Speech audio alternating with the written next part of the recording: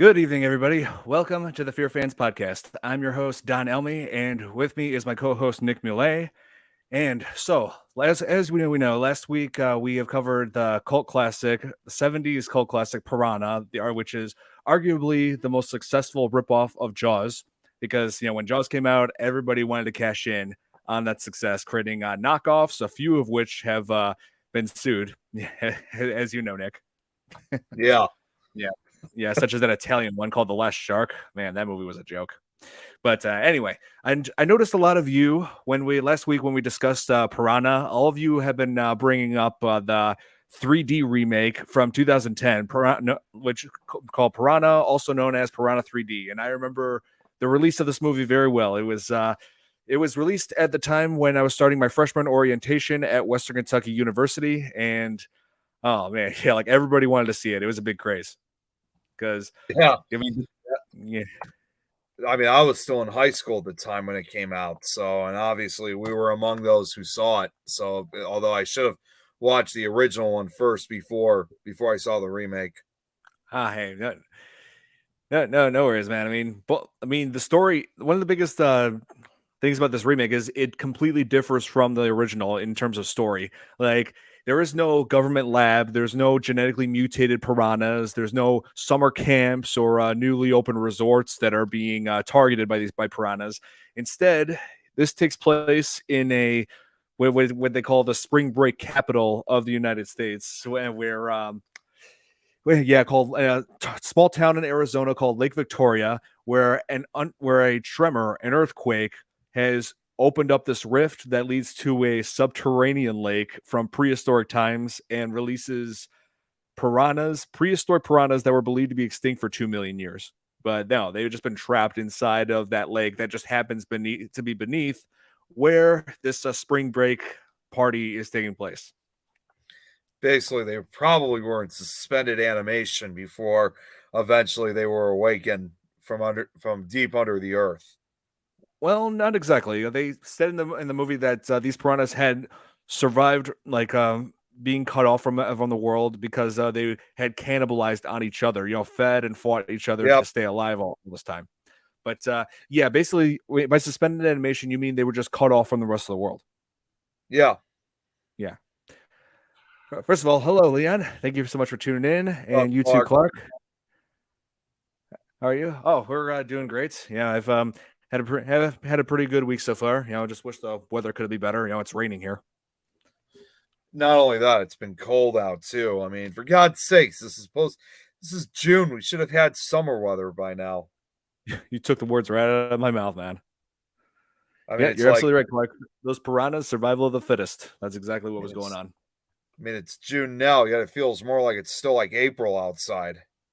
I know. It's so weird. But what was I going to say? Oh, yeah. This movie actually set a new record for most fake blood ever used in a film. I believe before this, the previous record was 500 gallons of fake blood, and Piranha 3D used over 80,000 gallons of fake blood. Yep. It's a pretty gory film, and I believe it. Oh, yeah. Like, some of the stuff I was surprised was even allowed to be in theaters that was shown in this film. Yeah, a lot of this, like when I first got this movie like on DVD, I didn't see it in theaters because I didn't have time because my university studies and fraternity initiations and whatnot. But yes, I was in a frat. But when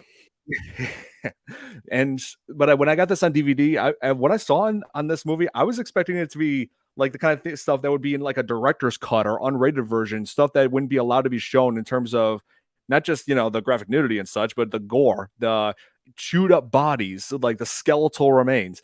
But no, this is the exact version that was released in theaters, and I'm just like, oh my god. That's the best part of it, though. All the gory scenes. That's what makes that movie so awesome. Oh, that good? Oh, that's good. Good that I saw this when I was in the university. No, I think he was responding when you said, how were we doing?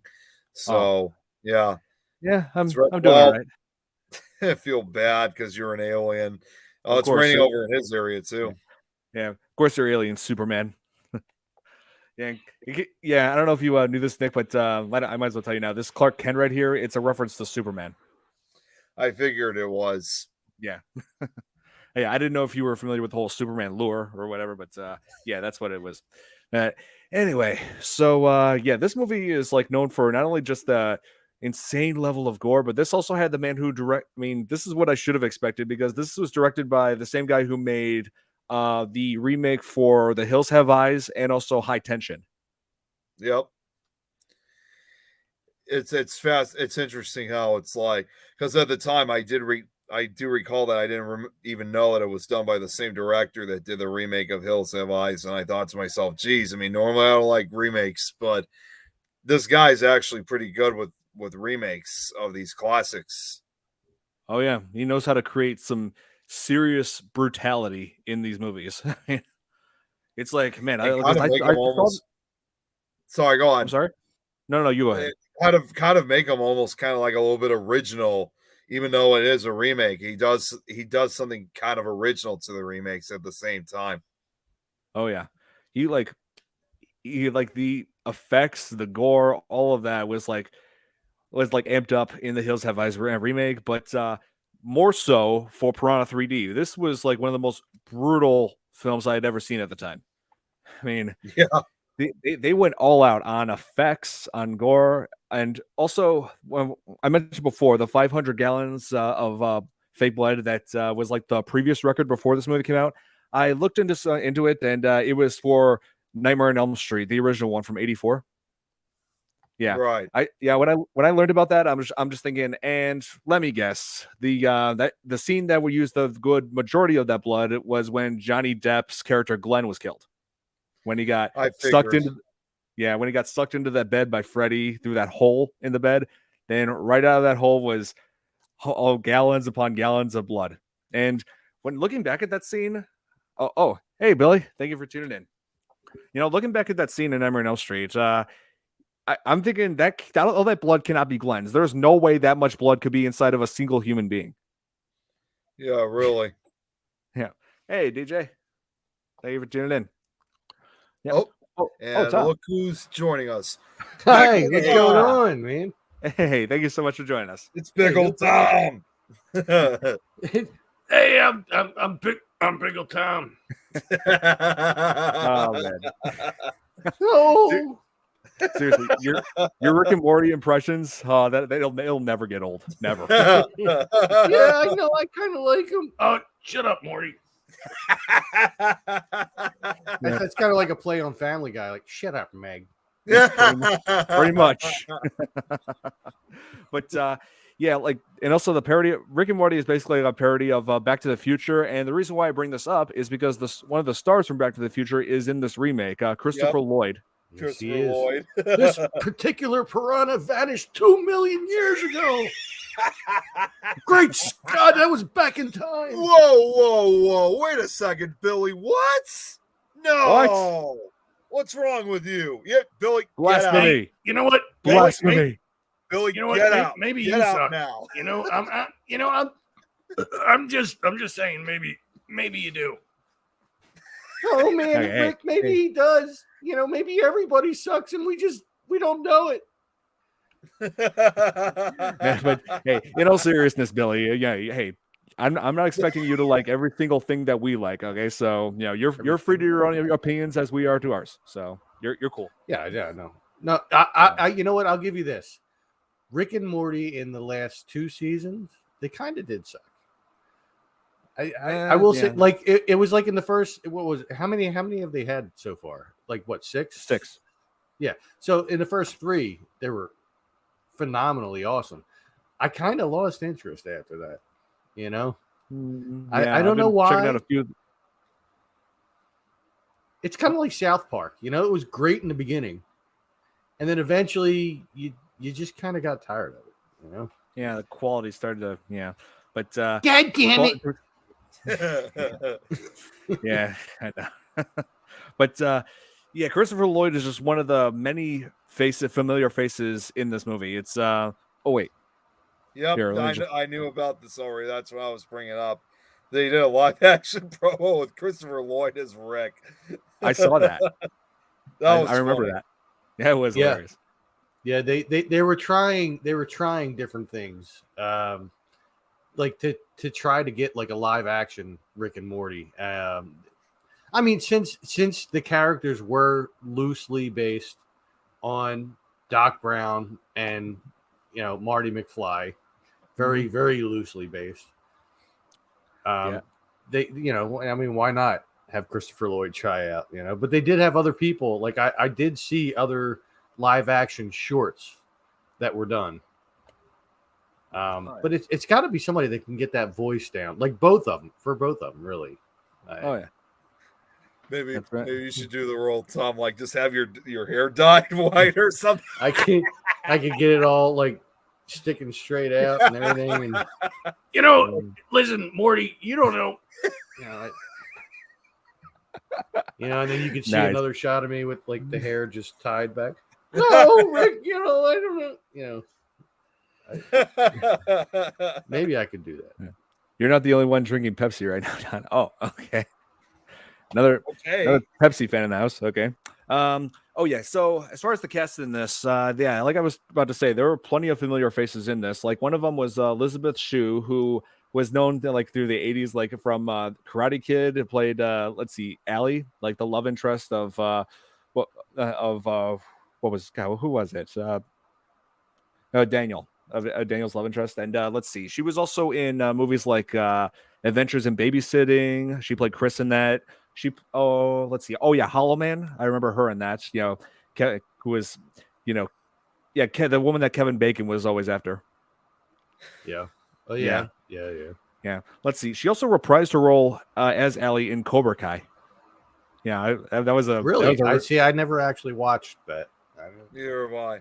Well, if you liked Karate Kid, Cobra Kai's worth seeing. Yeah. I will say that. Let's see. Oh yeah, one name that stood out for me in this was also Jerry O'Connell, who played Derek in this. He was like the adult film director who I absolutely loathed that guy from beginning to end in this movie because he was like, it's like, sure, he's a porno director. He was like, but he was just so pervy in the most obnoxious way imaginable. Seriously. Well, Jerry O'Connell does that well. He's done that in a few movies he's been in. There is one. I mean, he's not like that in this movie. It's hard to believe it was 20 years ago already. This movie. I also remember him in. I didn't see the whole thing, but I've seen parts of it. I also remember when he was in that movie Kangaroo Jack.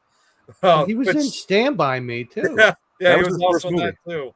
Yeah, he played. That's right. He played Vern in Stand By Movie. The Stand By Me. That was his debut. He was like 12 years old at the time. Yeah, he was. And then, as I mentioned, was it last week or maybe the week before that he did a TV show called My Secret Identity, where he played like a superhero, and he could fly, but the only way he could direct himself is with aerosol cans and it was really, really weird. But I loved that show. I thought it was awesome. Plus, he did Sliders too, which was a great show. Oh yeah, and we were also let's see, what else did I see him in? Oh yeah, he was in Scream 2. He played Derek, a different Derek, not the same guy in this movie. It's spelled differently. Played which was basically who was Sydney's boyfriend in that film.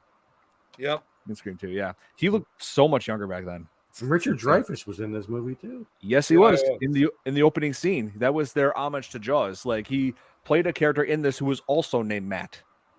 And this is what we talked about last week when you guys brought up Cronenberg, and I just went off on a whole.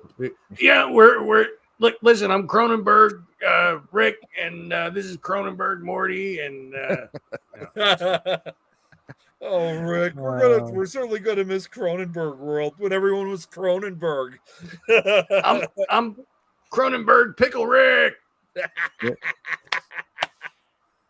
Wow, they should do that one. They should. Like they had the Cronenberg versions of Rick and Morty, and then they had Pickle Rick. They should do, They could revisit things. It could. I should be on that writing team. There's literally endless possibilities for that show. I'm just. You never know what direction they're going to go into, and it's kind of related to Sliders. The kind of is, yeah. I mean, if you guys ever watch that, I mean, it's like they slide between different universes, like alternate realities, if you will, and that's kind of what Rick and Morty do. Right, Yeah, right. that's true. Let's see who else was in this. Oh yeah, there Ving was Rhames Ving Rhames. Yes, or I've seen Rhames. Ving Rhames. Yes, I've seen him in several big movies, such as Pulp Fiction, where he played Marcellus Wallace. He was that crime boss in that. And let's see. Oh yeah, before that, I believe he was in another horror film. He played Leroy in the Wes Craven movie, The People Under the Stairs. Oh, that's a good one. That's a great one. Yeah, I we don't should. remember him in that. It's been a while. Ah. I have to watch that again. Oh yeah, it's a pretty good one. I like it. Let's see. I mean, he got around. He definitely got around. I mean, but like for me, Marcellus Wallace is his like crowning role with that little band-aid on the back of his neck. Yeah, you know, like which was actually related to something in his real life. Like he had something removed there, and they just kind of put it in the movie. They just kind of added it to the movie. I didn't even, but they never explained I didn't it. even notice the Band-Aid at first until like later on in the film. I think they never explained it, just like they never explained what was in the damn briefcase. No, it would glow like yellow, but you didn't know what the hell it was. Yeah, you never knew what it was in the suitcase. Is that what I think it is? Yeah. It's like you had like the two biggest mysteries in that film. You never knew what was in the suitcase. You never knew why he wore the damn Band-Aid on the back of his neck. Wait, I got it. I've got it. What was in that suitcase? One of the golden tickets from Willy Wonka and the Chocolate Factory. That's what it was. I got a golden ticket. Does that also explain the Band-Aid to the back of his neck? No, it would explain the glowing. So, because it was a golden ticket. Well, maybe. Actually, here's an idea. Maybe he got like a paper cut for the golden ticket. That's how he has a Band-Aid on the back of his neck. But what was he doing with the golden ticket in the back of his neck? Yeah, that doesn't. He must have just been swinging around and must have actually like hit it to the back of his neck. This is awesome. Oh, let's see. Oh yeah, I forgot to mention. I first saw The People Under the Stairs with my cousin Jack when we were watching Svengoolie. Yeah, I was gonna say I seen that too. I remember first time I saw it was on Svengoolie as well.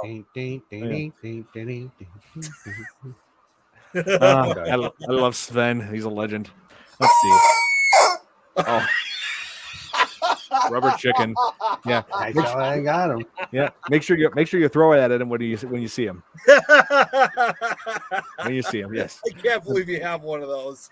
Yeah, Stephanie actually got that for me because there's a place up in the Poconos here that we go to, and there's this little candy shop / toy store.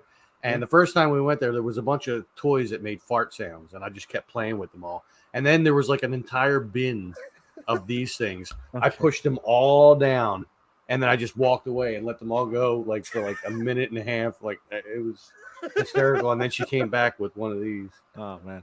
Let's see what else was. I'm just gonna say that BB3 red too. I'm just gonna say that rubber chicken sound it makes. I mean, it had such a high pitch sound. It almost sounds like it's a chicken that's like stuck in quicksand. Sounds like a chicken being slaughtered. He's going through the different stages of acceptance and all that. I get a robot chicken reference. I get it. Oh yeah, you got that, dude. Yeah, I love that. What was that? A giraffe? Yep, giraffe. Let's see.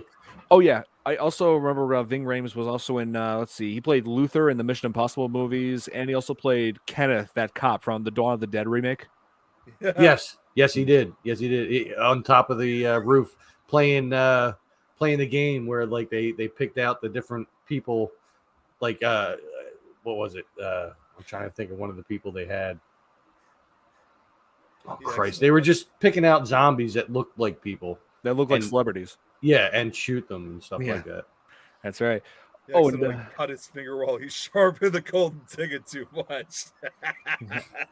So yeah, Richard Dreyfuss in this opening scene, like he plays a fisherman named Matt, and I'm thinking, yo, Nick, you came up with this idea that maybe Piranha, Back to the Future, and Jaws are in the same universe because it has Christopher Lloyd in this, and let's see, who could be Dr. Brown, and yeah.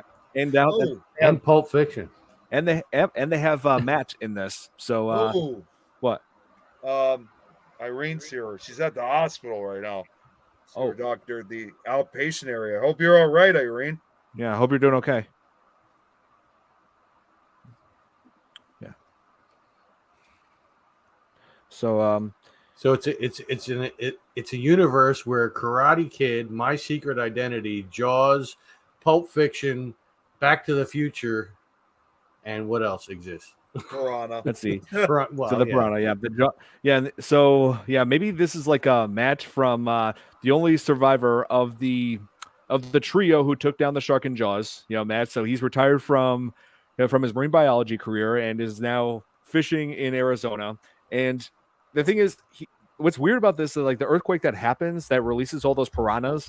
This doesn't happen until right after he drops a beer bottle down there. And right when it gets to the bottom of that lake floor, you see all kinds of garbage, all kinds of bottles and lawn chairs and coolers. And okay, seriously, who the hell throws a cooler into a lake? Honestly. Just obviously litter bugs. It's a song they sang in Jaws. Yeah. Show me the way to go home. Which is actually like a really old, like almost 100-year-old song now. It was actually originally recorded back like I think it was like 1920s. I'm drunk and I want to go to bed. Yeah, I remember that. Yes, and she's fine. She's got lousy lungs. I hope you do well. I hope you do well. I hope it gets better. I hope so too. Oh, hey, Sarah. Some people put coolers in lakes. They don't have ice. Oh, well, yeah. Well, it's like. Well, but there's insulation with coolers, so even if the lake is cool, it's not going to cool your drinks if you put the cooler in the lake. Yeah, exactly. It would do better if you just put the bottles right in the lake. Yeah, pretty much. Just tie them all to a string and just put them in there. Well, I mean, Billy, if you have like beer and stuff like that, then it is like pollution. Yeah, pretty much. I know a little something about beer. I can tell you. Yeah, but and so I mean, Elizabeth Shue and Ving Rhames have talked to like one or two times in this film that now people are using like the lake as their for like a garbage dump. But so maybe this opening scene showing that ocean floor full of garbage and then that earthquake occurring, releasing the piranhas. Maybe there's a message in there that most people are missing. What if there's a hidden message in this about the earth getting back at us? Or at least that back at everybody on that lake as for polluting the lake. Like these piranhas are their punishment. Give a hoot, don't pollute. Woodsy the owl over here. So where was Woodsy when you needed him? That's going back to the 80s, man. Before your guys. It's a little before. Wait, Ving Rhames is in this movie? Yes, he is. He plays one of the deputies who works with Elizabeth Shue in this film. His name's Deputy Fallon. Fallon, that's right. And I wanted to get to the end of this later. There's like something like crazy that he does fighting off the piranhas with a boat propeller. Wait, there's a guy who's credited, Eli Roth. He's credited with being wet T-shirt host. Yes, he is. Yes, yeah, Eli Roth said it too. I was gonna bring that up. Eli Roth, because he's done some good work he's done some fairly decent work for horror as well, in the movie industry overall. Like the first project he did was at least the feature film was that became known was Cabin Fever. Yep. And I remember that one from back in the early 2000s. 2003, I think. And let's see, or 2002. My bad. Let's see. He also directed Hostel 1 and 2. Let's see, Green Inferno. Those movies were horrific. They are. And he was also an actor too. Mainly working with. He's worked with Quentin Tarantino a few times in Grindhouse, and he also played Sergeant Donnie Donowitz in Inglourious Bastards, or better known as the Bear Jew. Yep. he bashes their face in with a baseball bat is what he does. Well, and most recently he actually just made something for the Travel Channel. I mean, first off, he also about 2 years ago now he did the series of Ghosts Ruined My Life, and just now he actually, and I've been watching it lately, it's that new show on the Travel Channel, Legion of Exorcists, which if you guys didn't know, one of our guys is on that show, the Reverend Sean Whittington, along with several other exorcists. And it's actually, I mean, normally I don't really watch too many of a lot of the modern paranormal shows, but this one is actually really good. So he just, and Eli Roth, not only did he create the series, he also partially hosted it. So he's yeah. still working. He's still working on. I mean, he's still involved in filmmaking, but now he's been kind of more focusing on the paranormal genre than what he did like 15, 20 years ago. Yeah, Yeah, last that's week right. was the original Piranha movie. Right? Didn't we discuss Piranhas last week? Yeah, we did, Sarah. We covered the first Piranha movie from 1978. What were you asking, Tom? No, I was commenting on Sarah's comment. Like she said, Oh, didn't yeah, we discuss Piranhas last week? I was like, well, yeah, that was the original. Yeah, now we're talking about the remake. This is like years and years later. Like the original was what, 78, you said? Yeah, 78. So, and now this is 2010. And this is like a reboot, remake kind of 3D thing. Like a modern take to it almost. Modern take Christopher to it. Lloyd and Great Scott. Great Scott. Yeah. This particular piranha vanished 2 million years ago. Let's see. Oh, and this film also has one of the biggest newcomers in this film was Stephen R. McQueen, who played Jeremy in the Vampire Diaries at this time. He was starting off with his TV career, and he's also the grandson of the iconic Steve McQueen. I knew that. Right? I did know that. Yeah. Oh, yeah, I should mention the whole 3D. This was made around the time when 3D was starting to come back again, just briefly. Because that's the thing. 3D, it just has a long history of just coming and going. Like the craze starts out of nowhere, stays with us for just a little bit, and then fizzles out. Then repeats that cycle years later. They did this in they did this in the 50s monster movies, and also in the 80s with Friday the 13th Part 3, among many other things. And let's see, and they needed color to do the 3D thing, though. You know, they couldn't do it in black and white. That just didn't work. Nope. Right. Like even though the Three Stooges tried to do a 3D, I was about to say that. That's even earlier. They even did that with the Three Stooges. Like where like they're throwing a fork and the fork's just like it was like that was like back in the 40s. But it's not the same in black and white as it is in 3D with the glasses and the different what is it, chromachrome colors and stuff like that, or whatever it was called. Yeah, that's true. Irene says, haven't seen Piranha yet. If I do, it'd probably be our dinner. Oh, I never pictured Piranha being a delicacy. Didn't know that was a thing. You know, maybe they are.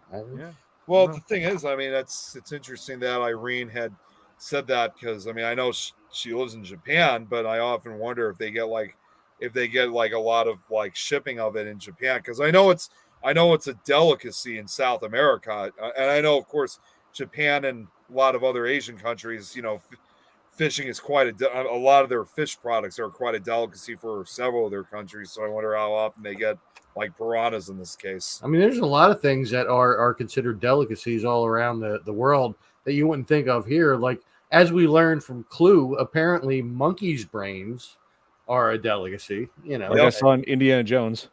Right. Yeah. And so one thing I wanted to mention, this whole 3D. This movie was also released around the time when they started releasing 3D TVs, which that also came and went. Nobody's making 3D TVs anymore. My parents bought one while I was in college. It was when I was still living at home, going to school at Kentucky, and then when I came back for Christmas break, I decided, you know what, I haven't tested, because nobody ever used the 3D glasses that come with the TV. You have to press a button and it turns the 3D on.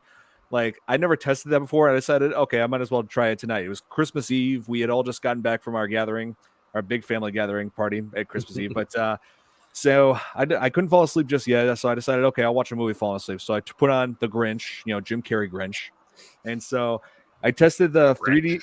I tested the 3D on that. And that's it. That's the only time I ever used it. That was it? It could have been worse. It could have been a Christmas Story that you were doing. That's the only time I used the 3D function on that TV. Nobody.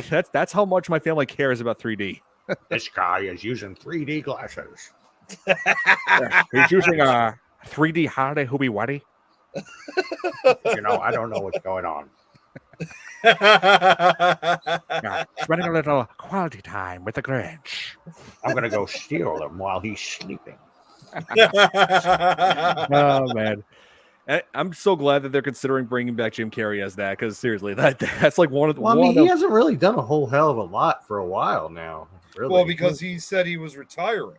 Yeah, I'm hoping he doesn't retire because he's finally making a comeback with the Sonic movies, playing like Dr. Robotnik. It's like, come on, you're finally. I haven't watched that at all. He's amazing in that. I mean, it's like, come on, Jim Carrey, you're finally making a comeback here, and you're just gonna throw that away. I mean, we need another Ace Ventura, is what we need. Jim Carrey could be the new Morty, maybe. Like, well, I don't know. I don't know if you can pull that one off.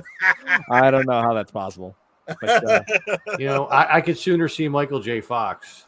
Well, I don't know about with his issues and all. Like I could still see Michael J. Fox before I would see Jim Carrey. I just feel bad for Michael J. Fox because of his Parkinson's disease. That's what I mean. Like, yeah.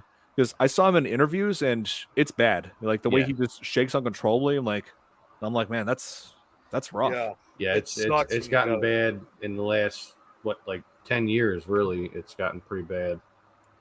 Well, that's but also... he's still a trooper though. He's still going to the cons and stuff like that. And I love. Yeah, I just love how he's still dedicated. No matter what, he's still dedicated to his fans. That's what I admire about the guy.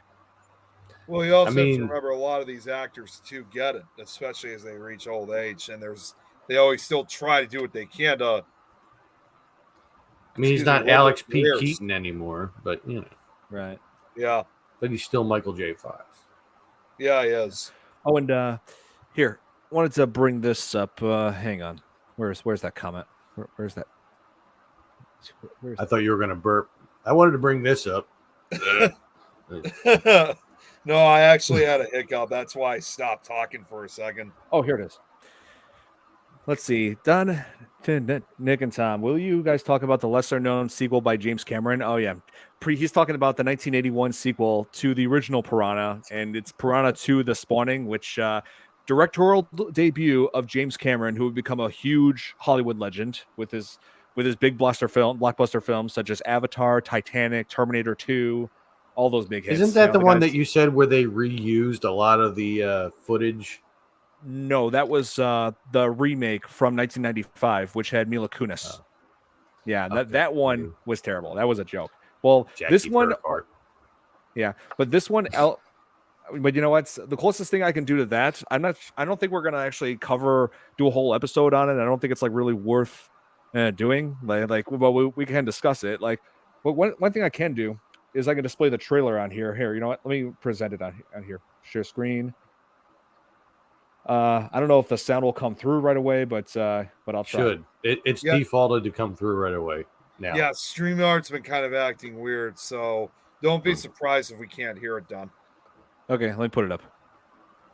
Super breed of killer it's fish working. that can swim, fly. Oh yeah, the fish.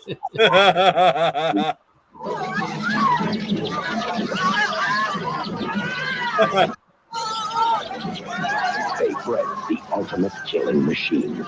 Now, you are not safe out of the water. Piranha 2, Flying Killers. Piranha 2. Who the hell was that guy? Who was that guy that did those voiceovers for the movie? Yeah, I know. I remember them from the B movies and stuff. I've always wanted to know who that voice is. You hear it in a lot of the 80s horror films. I mean, only the B movies though. It wasn't like the major movies. Because when you got to the later 80s, you had that other guy that in a world, oh yeah. I remember that. You'd hear him on Movie Phone, if you guys remember Movie Phone, Yeah, I definitely do. Who was that did that voice, Don? I'm trying to remember his name, but I know he died years ago. Well, the guy that did the later ones, but the earlier ones, he had the voice that sounded like this, and it was like a demented Casey Kasem. Yeah, I never looked into that. 15 years ago, I think. But then the other guy was just in a world. That's what I'm talking about. He died 15 years ago. I know that. Yeah. I just can't remember his name. And welcome to Movie Phone, brought to you by Q102 and PHL 17. If you know the name of the movie you'd like to see, press 1. Oh my god! I remember that was let's see. parodied also in the I want Simpsons. horror cartoon movies. Oh Jesus! I don't know. Well, you know, there was a movie Oh, we here. talked about some time ago that did have some cartoons in it. Yeah, The Creep Show movies. that's right. There was a little bit That's- of cartoons that happened in that. That's right. Let's see. Don LaFontaine. You know what? That's his name.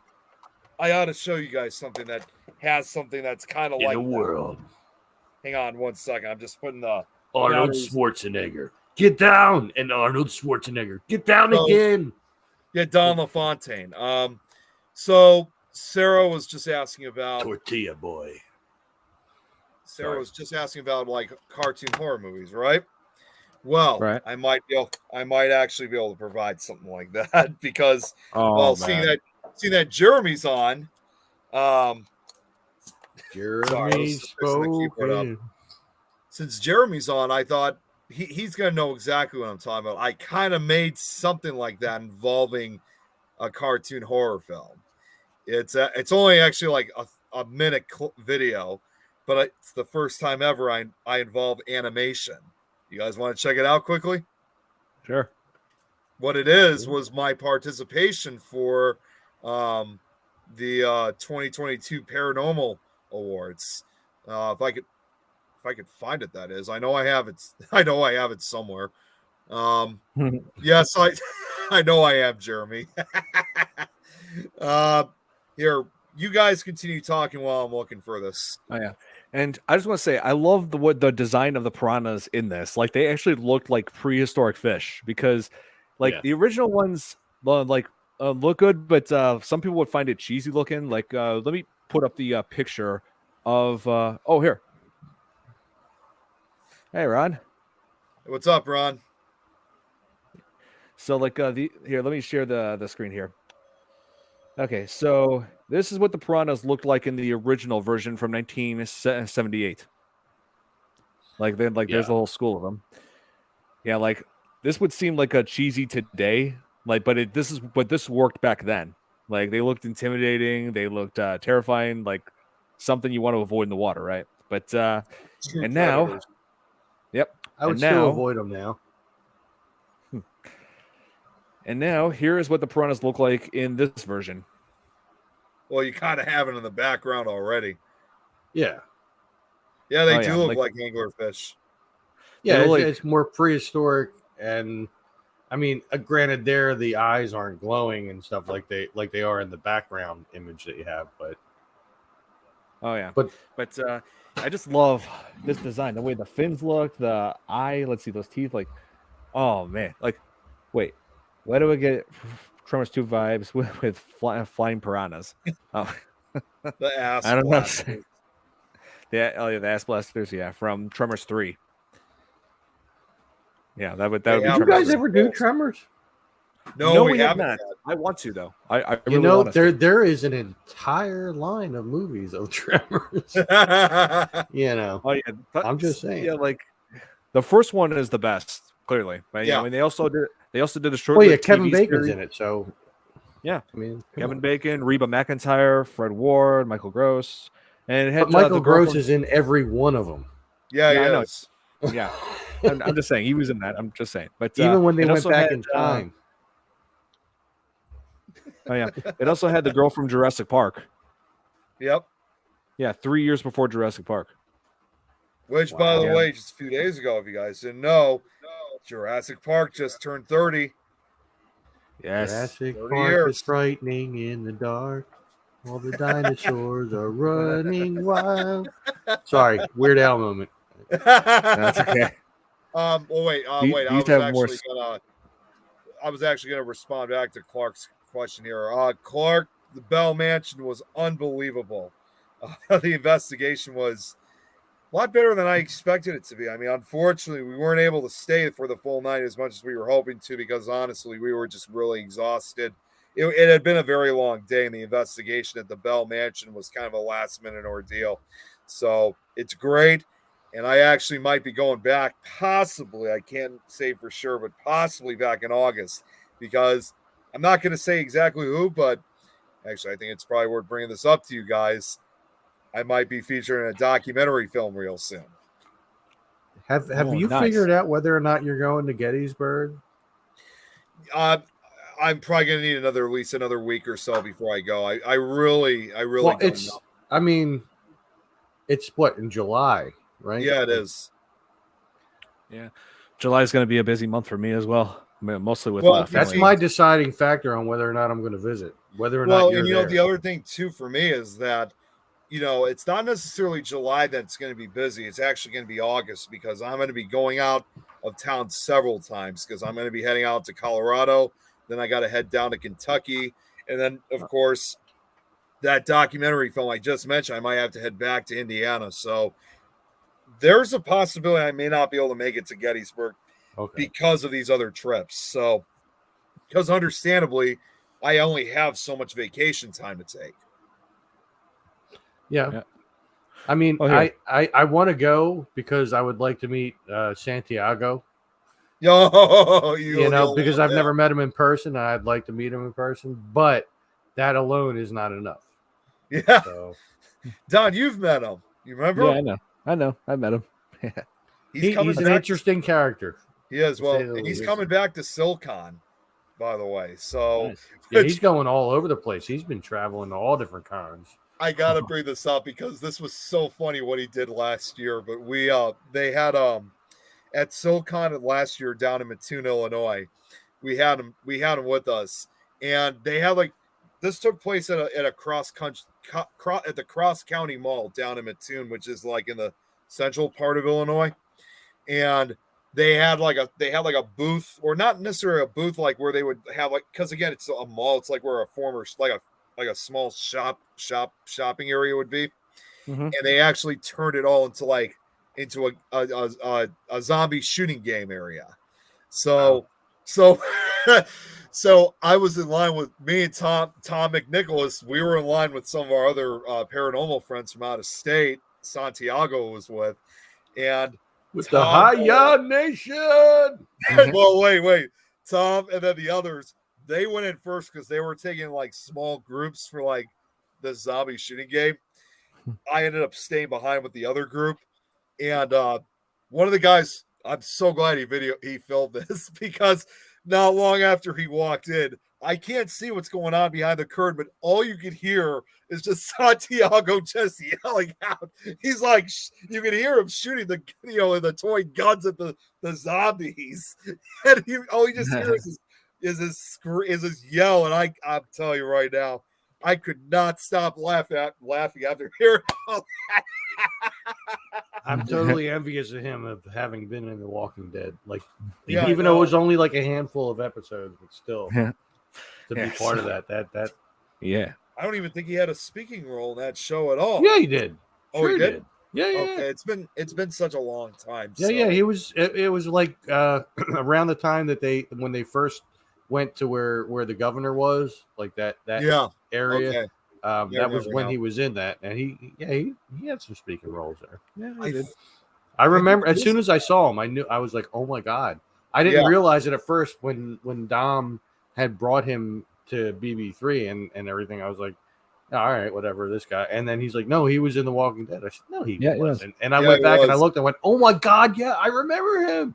And since I knew him really well, it was I think I probably told you before, Tom. When I saw that you guys brought him in, I was very, very happy. I'm like, yes, we got him. Yeah. I just wish he'd do more on BB3, but whatever.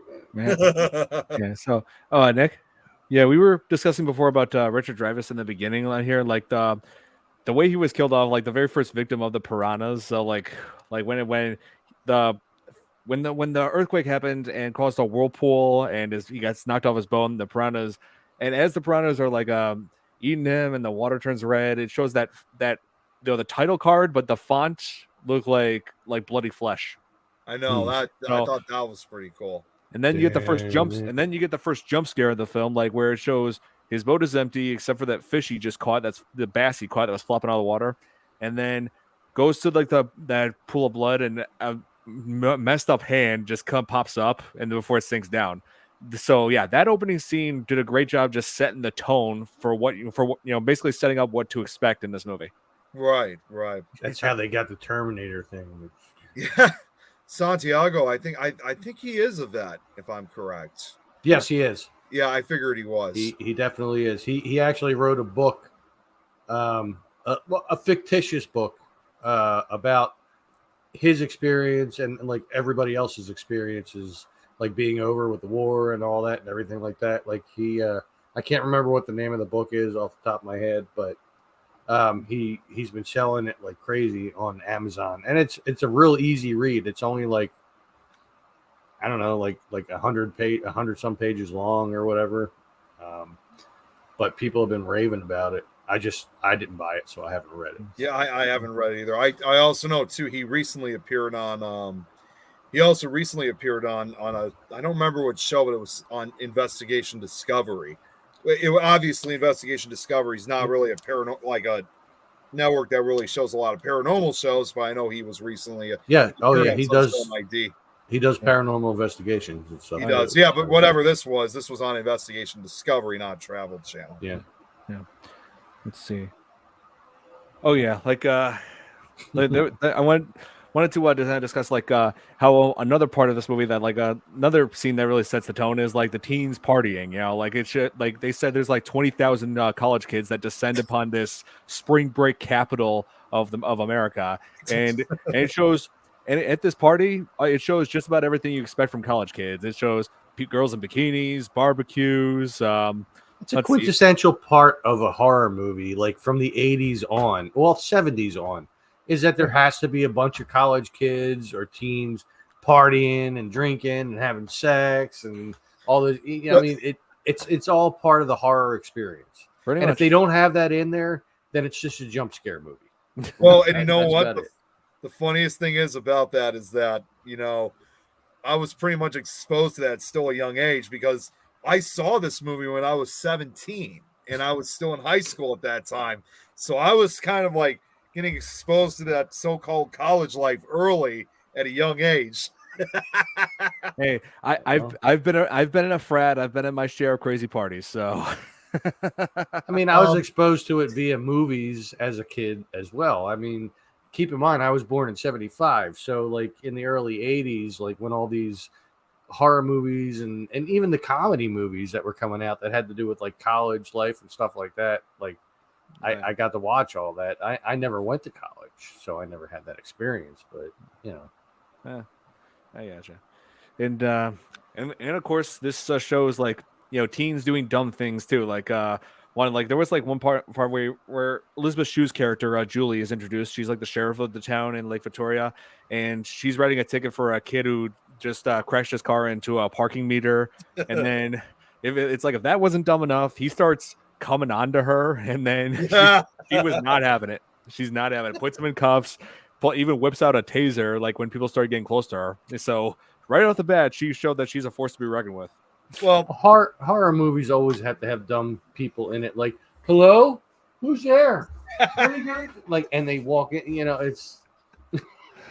Oh my god! And this the taser comes into play later, like during the massive carnage, where one of the things that she does is she fires the taser into the water, shocking and exploding the piranhas. And I'm like, dude, would a taser really? I'm thinking, would a taser really do that? No, I don't think it would not. There's too much water to disperse that energy from that little taser. It's like, unless she got it right in that one fish and it exploded, then that would be different. Yeah, because like I've never held a taser. I never used a taser before, but I know that they have, the way tasers work, they have like these barbs that stick into someone to emit that electricity. But I mean, water does conduct electricity very well. However, that would have to be one really powerful taser gun. Yeah, to disperse throughout all that taser. Yeah, not only that, but also, what if the taser didn't just affect the piranha? What if she also shocked some of the kids that were stuck in that water? Right. Yeah. Or she stimulated them and they just started repopulating. Oh, Jesus. Yeah, I mean, it's like, what good would that do? Like, yeah, to use really. a taser in the water. So, and there was like the subplot in the movie where Steve R. McQueen, he plays Jake, you know, like the Elizabeth Shue's son in this, and is met with with Derek. You know, they got adult film director and his and his two girl associates who are like basically adult actresses. One of them actually was played by, and I learned that one of them was actually played by a real adult actress. I think her name was Riley Steele or something. Yeah, they're Yeah. often known to use real like adult actresses for those kind of roles. Yeah, they did for this movie. I've been told they used several. So, well, just think about how many roles. What's his name? Ron Jeremy was in. Oh Jesus. Yeah, that's right. Oh yeah, but yeah. So Derek like invites this underage. Like this kid was probably 16 or 17. I'm guessing Jake was supposed to be like 16 or 17, but either way, he was underage. Bringing him on board his boat to be like a location scout so they could shoot adult scenes. So you're bringing an underage kid to shoot adult scenes, and also his love interest too. Another underage girl who was like her name was Kelly. She's played by Jessica. I keep forgetting her last name. Jessica Soar. Yeah, Jessica Soar. She was in Gossip Girl. She played Vanessa in that. That's like one of the biggest things that she's known for because she's been in all kinds of TV shows. But anyway, so Derek, the insanely pervy, obnoxious director, brings minors onto their 16 or 17 years old. Not only exposing them to adult scenes being produced, but also giving them liquor, and drugs and whatnot. And I'm just like, okay, dude, you're just asking for some serious jail time for this. Well, hey, this is not the first time we've seen something like that happen. If you ever seen, I've never seen it, but I've heard about it.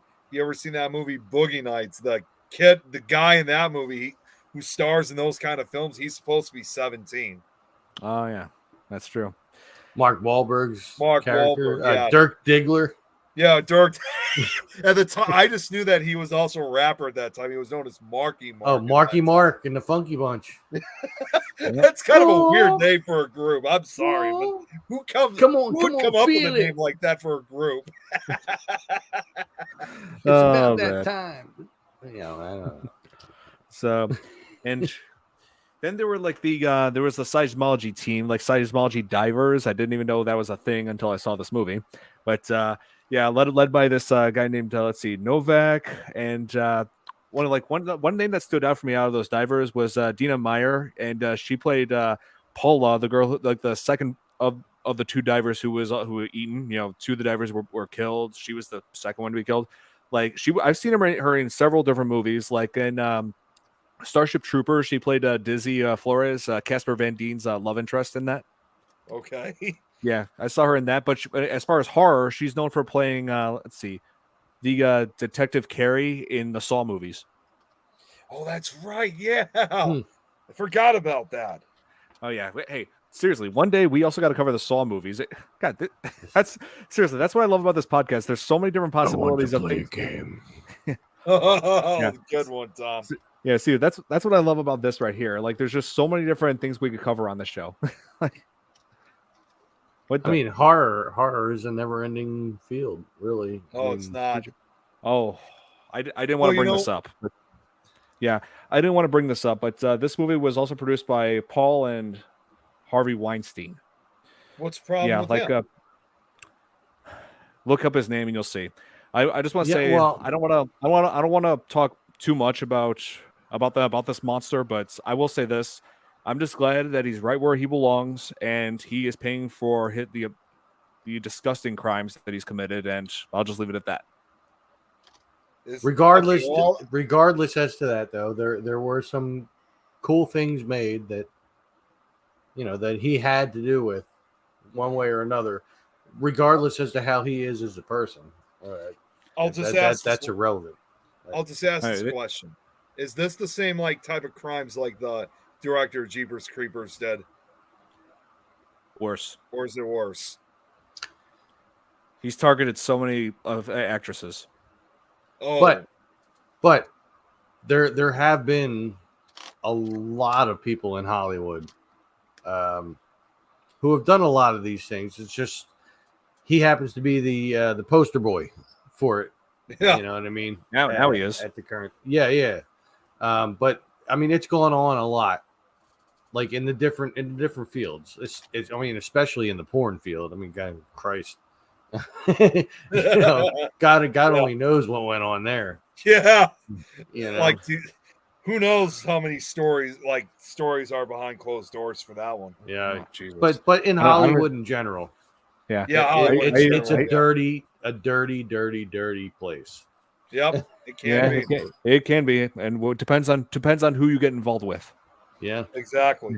Let's And see. it's also, of but course, we reap the benefits because we get to see the end results, the movies, which is what we love.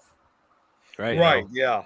Yeah, but yeah, because DJ. I didn't want to bring up Harvey Weinstein because I just hate talking about that monster. But but He was involved in a lot of shit, or a lot of It things. was. yeah, a lot of great movies were made by his company, but does not make me look past what he's done. Mm-mm. No way. Doesn't make me like the movies any less, though. The movies are still great. You just may not like the guy that made a lot of those movies. Yeah. And let's see, what was I talking about before? I'm gonna move on here. What was I talking? Oh yeah, when the two divers went down into that trench to go into this subterranean lake. Like, is that even a thing? Subterranean lakes? I would have to think. Well, it kind of almost resembles. That's where the little egg stacks were and all that, right? Like, Yeah. Well, not only that, I mean, it was. And he's kind like, of something almost, bit me. Like, Yeah, that was that one diver. Yeah, Sam. Yeah, so it was two characters. Let's see, Sam and Paula. Sam was the first to go down there. Paula was like way behind him, and but by the time she get to him, he was already being devoured by the piranhas, and she couldn't make it out in time. She gets bitten all over the place, and so Novak goes down for her. By the time she gets her onto the boat, she's already eaten down to the bone. And I will say this. One of the things that impressed me most about this movie is the props for the bodies in this, and the prosthetics, all of it. It looked legit. Like, I saw a bunch of pictures. Yeah, of the backstage of all that stuff. Oh yeah, I've seen the makeup effects. It looks so real, all of it. I'm just like, oh man. DJ Evan says, "I'm joining you guys doing the Saw and Halloween movies." Okay. Well, So- I felt like Christopher Walken right there. Well, well, in the next couple of know they weeks, use it. I will be talking to Sandy Johnson. Oh, really? Judith Myers. Yes. Me and Dom are doing a Dom and Tom's World with the Sandy Johnson. Oh my God, that's awesome! Judith Myers from the original Halloween. When are you guys doing that show? I think it's supposed to be the 22nd of this month. June. Yeah. Oh, sweet, nice. So I gotta put it down on my calendar. Yeah, we got that's one we definitely got to watch. I mean, back in February, of course, we did, and you guys saw some clips from that. We did the Betsy Baker and Teresa Tilley from the original Evil Dead. We got to interview them, and that was awesome. I love that. I was in such heaven right there. That's my movie. You know, I love that franchise. Oh yeah. Hey, soon we're gonna have to go back to Evil Dead because we've covered the first movie, but there's also Evil Dead 2, Army of Darkness, the Evil Dead reboot from 2013. Ash versus the Evil Dead. Ash versus Evil Dead. There's 3 seasons of it. Yes, and the latest work, Evil Dead Rise. Evil Dead Rise. Which both Nick and I saw, and oh my god, it is. I have not seen it yet. It's insane. Dom saw it, and he's like, "Dude, you gotta see it. It's awesome. It's scary." And I'm just gonna say this: it's really the first one since the original where there's no comedy to it at all. Right. I mean, it's really meant to be scary this time. Yeah, it's a dead serious film. From the second one on, there was comedy involved. Like there was more and more comedy involved as time went on. Like you had the second one, there was some. You had Army of Darkness. There was even more. Then you had Ash versus the Evil Dead. I mean, that was nothing but comedy as far as I'm concerned. For the most part, but they did bring back his sister, the chick that played his sister in that series. And that just blew me away when I was watching. I'm like, oh my god! I know, I was like that too. I mean, up until then, I don't think she's like acted for anything for like years. And she won't do interviews, which is why she wasn't on our show. No, Ellen But Senwees. Betsy Baker and Teresa Tilly were there. And that was awesome. Well, you know, one thing I was going to say about the new Evil Dead is that, put it this way, it's a film that kind of obviously goes back to the original roots of the original Evil Dead when that one was serious itself. With better effects. With better effects, yeah. Yep. And more stop motion. Yeah. Oh, man. And let's see, what was I going to say? I lost track here. I'm sorry. I I want to say, I was sorry, saying I do that sometimes. Yeah. Anyway, so I was talking about the props, the dummies for the dead bodies. Like that looked so real. Like I it's like part of me wants to put like images up on here, but they're like too brutal, like too. It's like one look at them, it's like they're like way too gruesome for me to show on here. Well, I saw one picture of a guy who had like he was supposed to have his legs eaten off or whatever. But like I mean, obviously his legs were like in the sand and they just had the prosthetics, Prosthetics, yes. Like I mean, it was the behind the scenes pictures were pretty gruesome. Well, Don, when you mentioned about the two scuba divers that went in, you forgot to mention one thing. What happened to the what was the lady's name? What was her name? Oh, Dina Meyer. Yeah, you forgot about what happened after she was devoured. The eyeball. Yeah, remember the eyeball. Yeah, that goes towards the screen. Yeah, they do several things where like small things like go right towards the screen. Where they're like one of them was a piranha egg. Let's see, another one. Yeah, like that. And let's give that. And the eyeball floats to her eyeball floats to the screen. Then a piranha just comes and chews it up. Yeah, it's supposed to give that 3D effects. Yep. And right after when they get back to shore, that's when they stop into Mr. Paul Goodman's place, who Paul Goodman played by Christopher Lloyd, who owns an aquarium. Scott. They go straight to him, wanting his expertise, because they brought back one of the piranhas that just happened to be hanging on to happened to be hanging on to Paula's body. And so they brought that piranha in, asking what this was.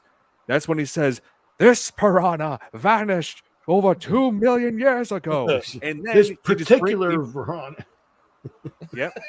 And then he goes back. Then he goes back to his study and brings out a fossil he just happens to have of this particular piranha. Yeah. It's like he just like a rock. Look, here, I have this statue. I have this. Here, look at this. He must have came prepared. Great. He was just in case of this unlikely scenario of an extinct animal.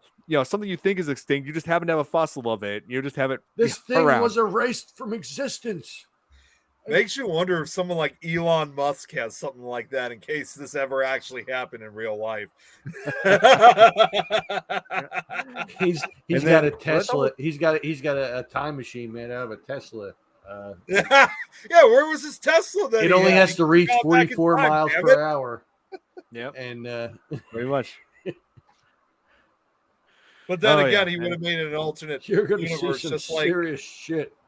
Well, then again, if they try going back in time and changing it, it would have altered everything, just like they learned that in Back to the Future too.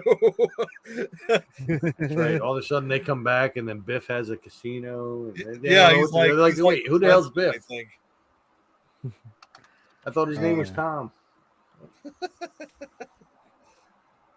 He just needs to install a flux capacitor. He hooks it up to the 3 batteries that are in the back, but not the other ones, because you can't hook it up to the lithium batteries, because if you hook it up to the lithium batteries, then you go forward in time. You have to hook it up to the actual batteries, and then you can go back in time. Yeah. Wow, Nick just disappeared. Yeah, no, I'm still here. He's magic. He appears and disappears. Yeah, it happens. See, what I've been doing lately is, if you guys have been hearing all this noise, I've been cleaning the cordless keyboard, and I dropped the batteries for point. Wait, now his keyboard is disappearing. It was.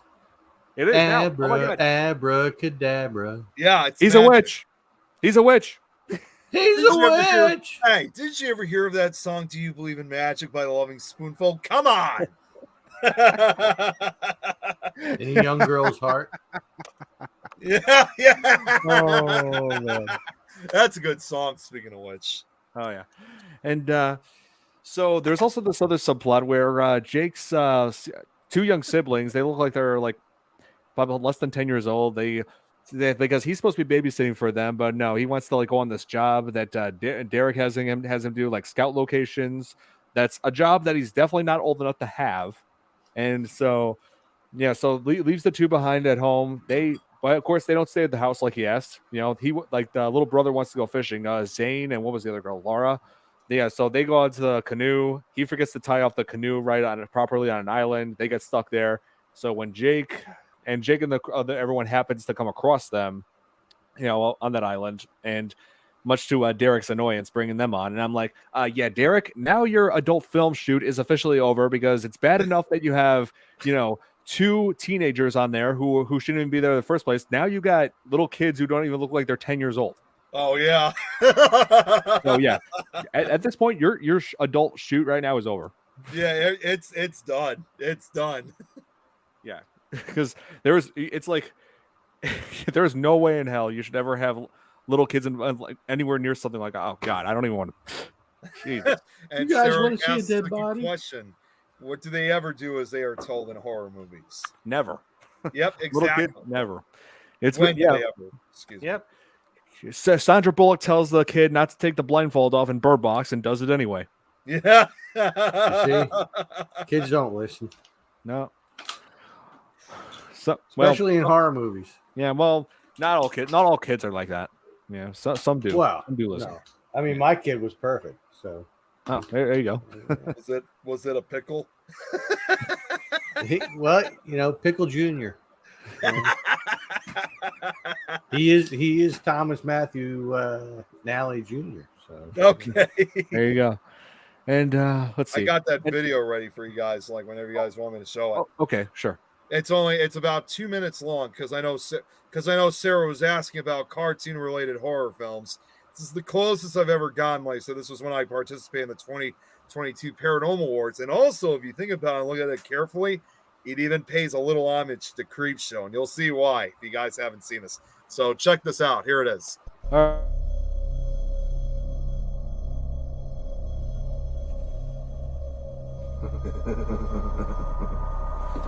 hello, kitties. Didn't expect you to creep up on me at a time like this. Normally, that's my job. I'm just here reading another issue of the Scary Stories tribute books. However, I have been called from the darkest reaches of the human mind to present the 2022 Paranormal Awards, or what I would like to call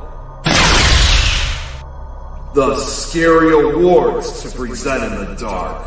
Therefore, picking out from the nearby graveyard, the nominees for Paranormal Charity Event of 2022 are Gettysburg Battlefield Bash, a weekend of hope and healing. Night Terror Collective, giving away a car. Potographs Parafest. Toys for Tots at Wildwood Sanitarium. And the winner for Paranormal Charity Event of 2022 is Potographs Parafest.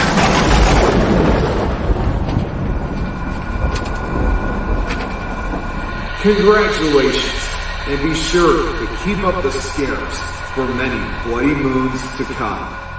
See you all in your nightmares, boars and ghouls.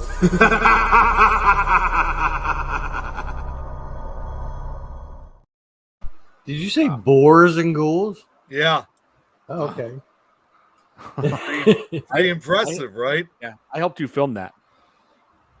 Yeah, you did. Well, actually, you filmed part of it, but also we actually had to do a reshoot at one point because I realized there was one the poster that I had was actually spelled wrong, so we had to reshoot part of that again. But yeah, it was pretty cool. It's the first time I've ever dealt with animation ever, so it was really cool stuff, though, right? Yep. Yeah. So there you go, Sarah. That's I know it's not much, but it was it's in a way showing horror animation. Did you bribe your son up? No. My son is all mine, man. There's no denying that my son is. Well, I really should not call him my son. To be honest, my son has been transitioning for some time, and it's my deal that I call him my son for now.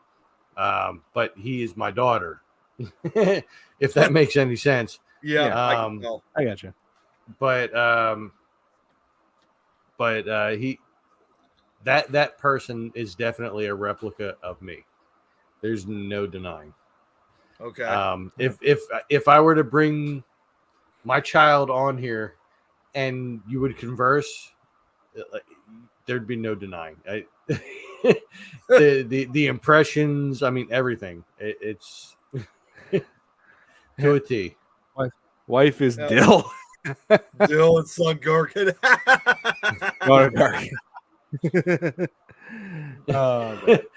That makes me wonder.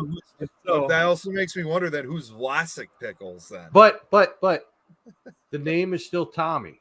It's just Tommi. So so she could still be Pickle Tommy. Could he or she also eventually? I'm Pickle Tommy. Yeah. Could he or she also eventually become like, this is Tommy's world? Well, this is Tom's child. No apostrophe still, right? Right. There's no apostrophes in here. Right here. See that? You got to go there. You got to subscribe. All of you subscribe. All of you subscribe to Tom's World. No, it's youtube.com/this is Tom's World. No apostrophe. Right. It's all down there. It's I'm counting on all of you to help me. Yes, you heard the man. Hey, you heard the man. Go subscribe. Right? When you watch the ads, that helps me. So don't skip the damn ads. We're going to need to start making like a commercial or something, like every show, like when Tom's on, we got to play that commercial for him. Or hey, maybe we should also do a commercial for that, and also a commercial that has some relevance to this movie. Like fake ads, like Sven Gulli used to. Yeah, like have some sort of a something to like help avoid being attacked by piranhas. Speaking of YouTube, YouTube has just decreased their monetization stuff. So now you can be monetized by not with ads, but by being able to do the super chats and stuff like that. You can do that with 500 subscribers and 3,000 hours of watch time instead of 1,000 subscribers and 4,000 hours of watch time. So it just happened today.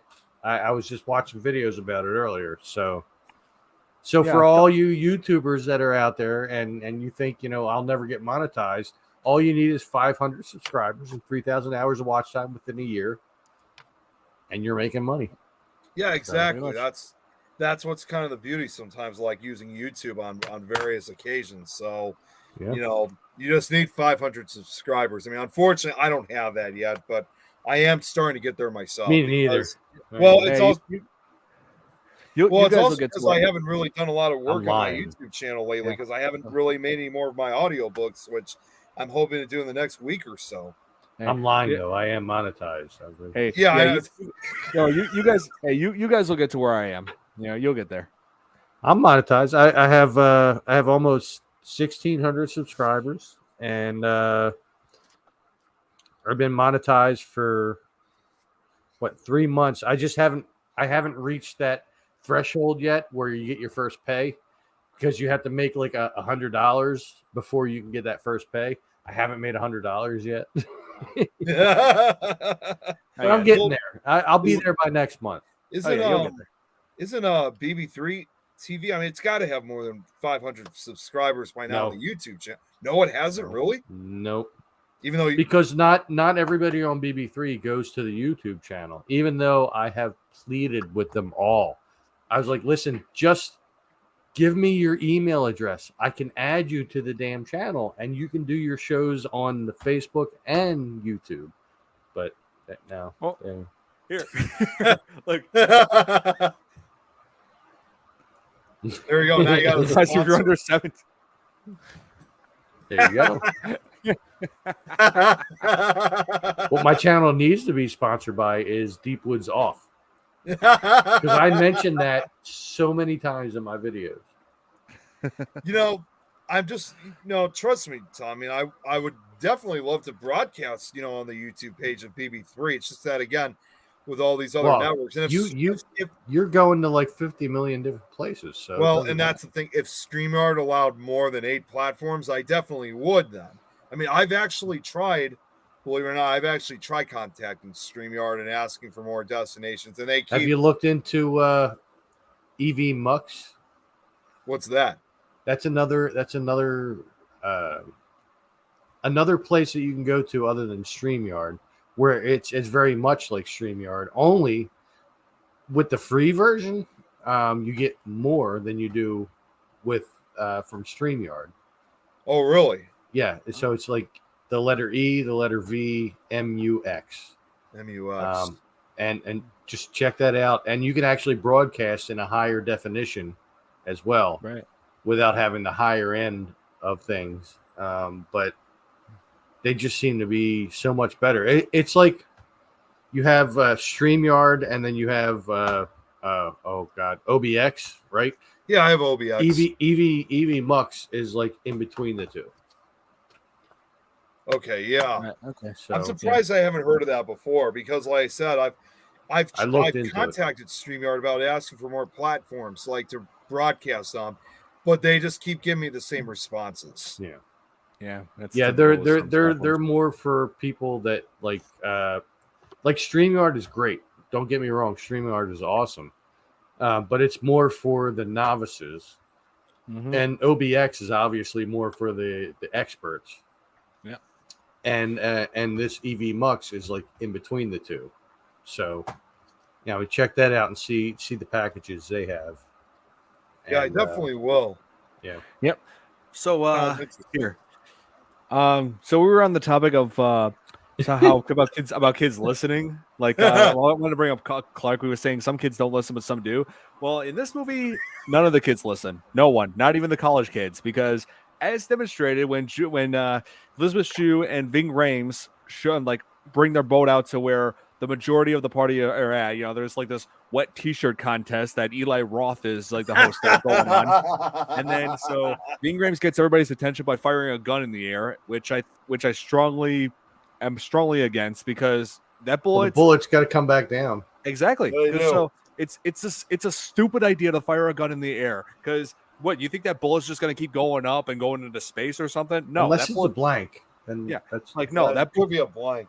Yeah, but no, that bullet, you fire a gun in the air, that bullet's going to come down, strike someone and kill them, and that's on you.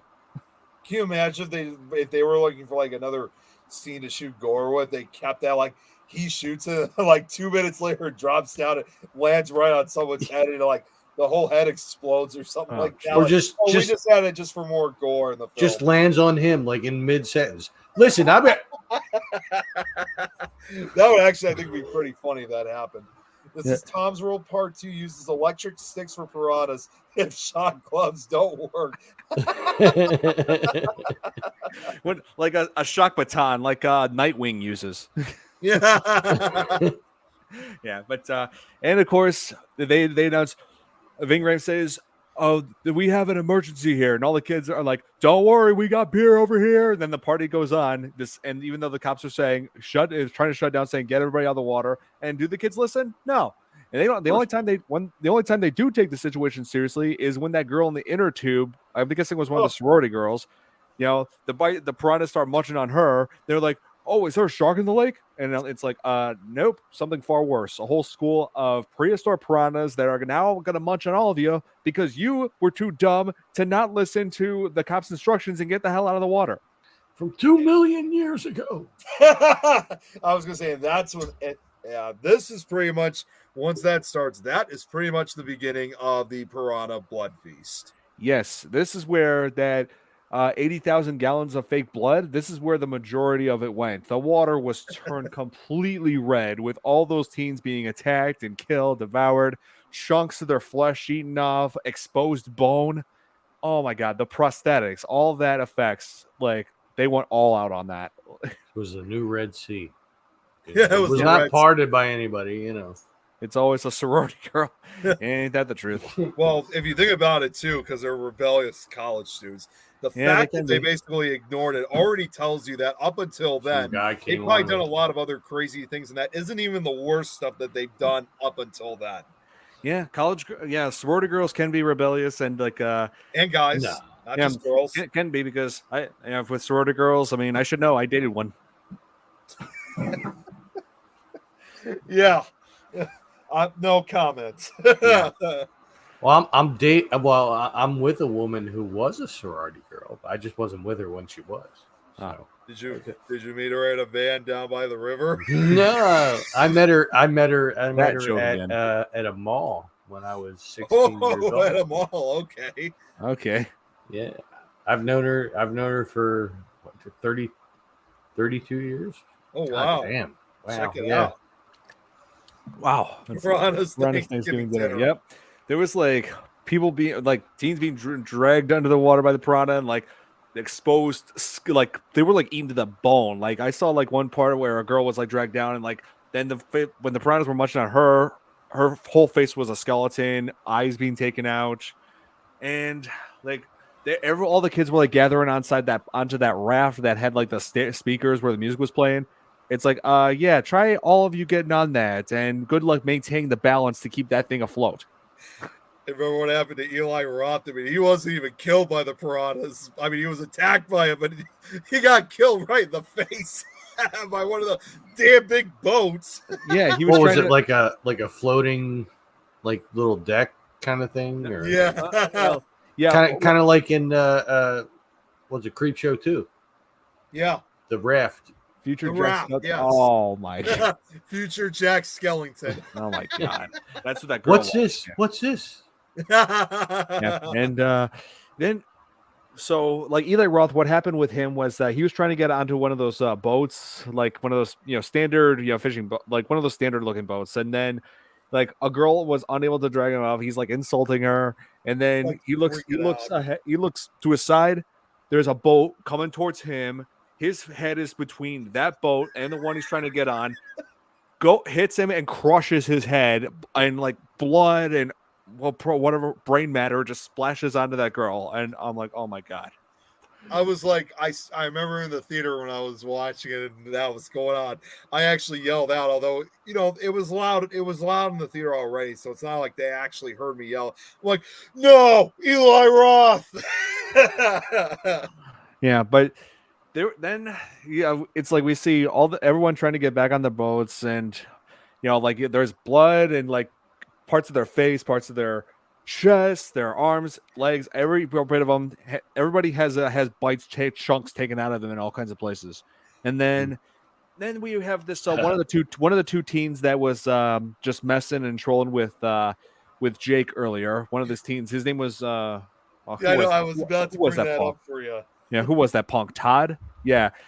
What he doesn't make sense. He was already on a boat with his buddies, safe. The piranhas can't get to him yet. He decides to jump into a speedboat and tell him what happens, Nick. He's supposedly thinking that he's saving people, telling people to get out of the water. And all he does instead, he runs over all these people that are already. If getting attacked by piranhas is not enough, now he's Get out of the water, giving them probably giving concussions. And then at one point, some girl that he runs over gets her hair caught in the propeller, and he can't. He's not even thinking about the girl. He's just trying to speed up the boat, and instead he does get the propeller working all right, but that also comes with ripping off the hair and face of that girl to she's nothing but muscle and bone. I thought that was pretty awesome. Like, hell yeah. That was super, super grisly. Oh my god. It was almost like and they were going the worst that they could be in that film. Yeah, they were. And yeah, that guy Todd, that's the moment where I hated him even more because he's speeding straight through these people, hitting them. Like he's killing several people just to try to save himself. And when it was completely unnecessary to begin with, he could have just stayed on the boat that he was in before. He was the boat he was on wasn't sinking. The piranhas were not getting to him. So why the hell would he just go on the speedboat? It just doesn't make sense. Well, and then of course his boat gets overturned when people like are just grabbing onto that boat. So yeah, he got himself killed anyway. Yeah, pretty much. I was about to say it seemed like karma really paid him back very quickly because that's when everybody else started grabbing him, and then all of a sudden he tips over, and then hey Nikki, good to see you. Oh, hi. Hello, how are you? My ears were ringing. I could hear you. How you feeling, by the way? Much better, thank you. That's awesome. Great. Hey, Lauren's in the house too. What's up, Lauren? Hey, Lauren. Hey, Lauren. Thanks for tuning in. Yeah, so tonight we're discussing that bloody, gory remake of Piranha. We were just talking about the most gruesome scene of all, the carnage of all those college kids. Yeah, and like I was saying before, it's like when that boat just tipped over, then you saw he was attacked himself. So he died as a result of what he was doing anyway. Great. Pretty much. Oh, wow. Yeah. Yeah. And of course there was so like there was Novak who was like one of the seismology divers. He got onto a jet ski with a shotgun, shooting piranhas and also helping teens to get to shore. So he was like one of the few people in this that was actually being useful. Except there were I'm just trying to imagine that shooting piranhas. Well, except the problem is, he's doing a rightful thing, but what can you do when you got thousands of them? You only got like a couple shells to kill a few of them. That's not going to stop the rest of the entire score. Not only that, but firing a shotguns they fire buckshot. That buckshot sprays to say like all over. And what if some of that hit one of the kids? Yeah. I mean, if you were Ash Williams, that would be different. I'm just saying. Yeah. Pool water safe. That's Ocean. Your boomstick, and Yeah. Ocean, not safe. Oh, it wasn't an ocean. DJ, it was a lake. Yes, please send it, Lauren. I like to check it out. A painting that she did. Oh, nice. This I got to see. Yeah. So, how's everything, Nikki? Yeah, good. I'm getting there. Better. Oh, I'm glad. Yeah. Well, we're glad. We're glad that you're doing better. I'm just saying. Oh, yeah, we're really glad that you're feeling good. And shut up, Morty. You don't know what you're talking about half the time. No, Rick, you gotta shut up. Is he okay? Yeah, he's fine. He's replicating Rick and Morty. I was gonna say apparently there's two. What happened there? You were there twice. I don't even know what. She's been cloned. Wait. we got a clone going on. Could you imagine Nikki is being cloned by, there was by the Cronenbergs and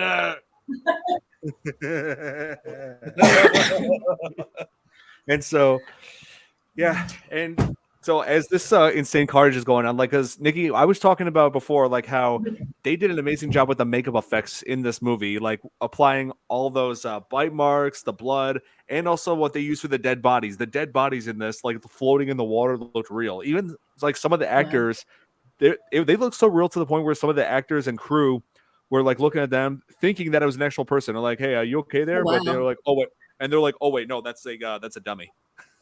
Jerry O'Connell was like, "Hey, am I okay?" Oh wait, that's not me. Yeah, let's get to Jerry O'Connell. So Jerry O'Connell's frustrated that they are missing the main event that's now being attacked by piranhas. Because that's the thing. At this point, none of the characters, Jake or Derek or any of the girls, none of them know about the piranhas just yet. But then Derek gets the boat unstuck. Like runs into the rocks. At this point, he's gone full on punk at this point. I did not like the guy at all. Yeah. Like he causes himself and one of the girls, Crystal, who is played by I think Riley Steele, go overboard. She's killed by the piranhas, and then he has like lower half of his body eaten away. And they again, amazing effects on this. Like I know that watching it can be brutal. I know that, but I'm just impressed with the work that went into it. Yeah, Nick, you okay?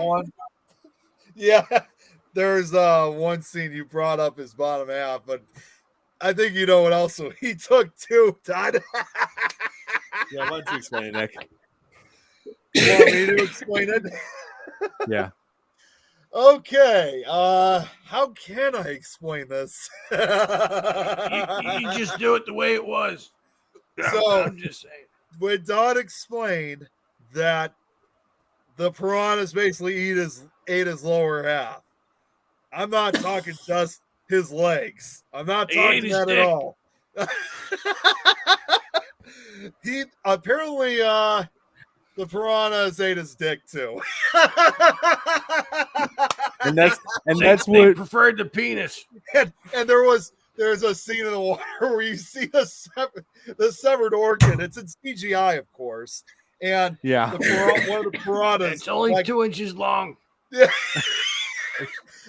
One of the piranhas looks at it like with curiosity and eats it up, and then it swims away. But wait, then it comes back to the camera to the side, and then it looks shits at it the out camera and spits the damn thing out. Oh my god! And on top of that, look, like I right before, I don't want this dick in my mouth. Oh my god! Oh my god, my face is probably bright red right now, and I'm crying. Oh man, my chest is hurting already. Oh my god! It's like it's like I can't believe I just said that. Sometimes I put some things in my mouth, and this is not one of the things I want in my mouth.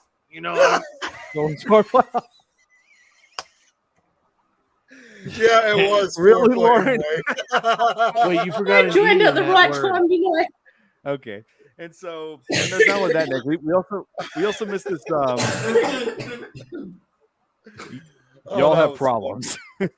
I don't want that in my mouth. What the hell is that? Don't blame us, Sarah. Watch the movie if you haven't seen it. You'll understand what I'm talking about. It tastes like a jock strap. I don't even want that in there. Yeah. It's no, hey, Sarah, it's not us. It's the people that made the movie who thought it was a good idea to add that. And not only that, but also when Crystal, who Derek had dragged into the water with him, basically she got killed. He got her killed. And so like right after it shows him getting his lower half eaten by the piranhas, it shows Crystal's her skeletal remains, like all the piranha had eaten her flesh off. And not only does it show her skeletal remains, it also showed the breast implants that she had just floating up. And I'm just like, really? I'm like, they're seriously going to add that as well, of course. Oh my god! Listen, I don't want to eat these things. I mean, it was obviously for comedy purposes, of course. That was the whole point of this film. I know. I'm just like, really?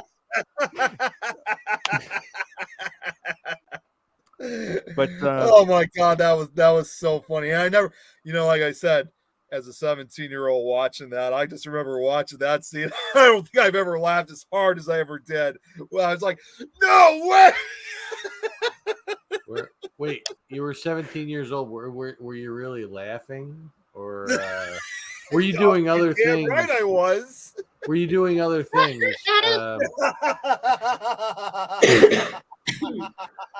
Yeah, and so I promise you, I was laughing. Wrong. Oh yeah. Oh, and There you go. Oh my god! No! No, don't show it. Don't show it. Come on, don't show that. Come on. We're getting demonetized now. I'll be right back. No, you're not. Okay, going to get demonetized for that. No, we're getting demonetized now. You're not going to get demonetized. It was too. No, big you're crap. fine, Don. You're fine. Keep going. Keep going. Okay. Oh my God. It's a 6-feet camera. That's what Oh she my said. Oh, We're all good. I'm good. I'm good. So you showed. And this is the point where Don goes, anyway, we're gonna... So we can continue seeing more of that carnage. We can continue seeing more of the carnage. Mostly, it's people getting dragged out onto the shore, and there's a variety of people being injured, not just the teens, but also cops and just about anybody who's been in the water. It showed like a woman being dragged, like two guys were carrying her, but one guy slipped and like her midsection was like completely eaten away by the piranha. So the guy slipped. The guy who was holding her legs slipped and ended up pulling her in half, and like she just died right there. Yep. And the way they did this, it's interesting how they did this. They used green screen technology, like a green screen leggings, to like hide her real legs, while the legs that the guy was holding were fake. I figured they were.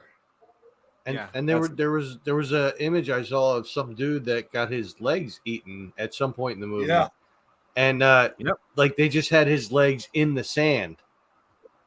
Like Pretty from much. the knees down. And they just had like the fake nubs coming out. So Well, there was also that one apparently that like might have been from the original, actually. Now I don't No, know that's if from it's the original, I think. Yeah, I think so. What I was gonna say, I remember a scene kind of like that. It was actually supposedly this time one of the cops where like one of his legs was like completely devoured to the bone, and you could tell he's like in terrible pain. Yeah, it was an older guy with like a white beard or something, or Yeah, that was the original. That was original. okay. Yeah, they did something similar like that in the remake, but they obviously I'll made be right it back. different. Yeah, but they also had like this one cop that was being pulled out of the water. Like his foot was completely skeletal, like his flesh completely eaten away. And then Ving Rhames takes a boat propeller, puts it in the water, and starts chopping up all the piranhas with that boat propeller. But of course, it doesn't work. So he ends up getting supposedly killed. He actually appears in the next movie, and oh my god, like you won't believe this, Nick. You haven't seen Piranha 3. You have not seen Piranha 3 Double D, have you? No, I haven't. And I don't recommend that movie because it's not as good as the first. It's terrible. But there's Ving Rhames. His character was brought back. Movies or the implants? What? Oh, the movie is called Piranha 3 Double D. That's what it's called. And like, Sorry, bad joke. Yeah. All right. So my friends asked me, "Hey, Don, so why is it called 3 Double D?" And I'm like, "Yes."